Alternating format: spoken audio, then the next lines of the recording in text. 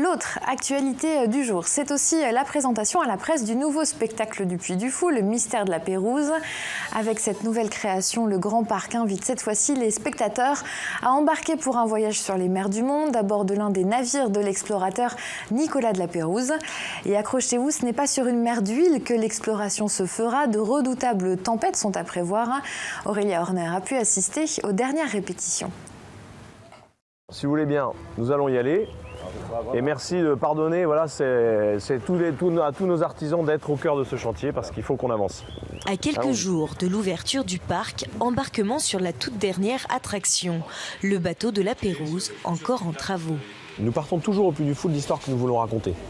Et c'est à partir de cette histoire que nous avons imaginé une mise en scène qui nous projette dans l'univers d'un navire en pleine mer.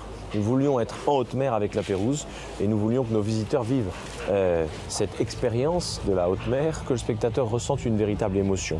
C'est-à-dire que derrière cette sensation physique d'être dans le vaisseau de la Pérouse, qu'il puisse ressentir l'émotion d'un voyage qui a tourné au drame, mais d'une façon qui est à la fois belle et tragique. Par le tangage, notamment, un postulat de départ qui place le spectateur en totale immersion pour une vingtaine de minutes sur un parcours de 200 mètres environ. C'est dans la deuxième partie qu'on va sentir que les choses se gâtent. Nous avons ensuite développé nos plans en AutoCAD, en 3D.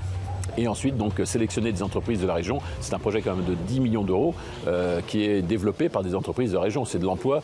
Depuis un an, nous travaillons. Le premier coup de pelle a eu lieu en avril 2017. On va aboutir maintenant le 7 avril 2018. Donc en un an, il y a eu pratiquement 300-350 personnes qui sont passées sur le chantier ou qui ont travaillé dans les ateliers pour ce projet. 5 ans de travail et encore environ 200 heures et 200 personnes à pied d'œuvre, 24 heures sur 24 pour finaliser les travaux. La dernière ligne droite avant l'ouverture, samedi 7 avril. Et pour rappel, l'année dernière, le Puy du Fou avait enregistré une nouvelle hausse de sa fréquentation avec 2 260 000 visiteurs, soit 40 000 de plus qu'en 2016.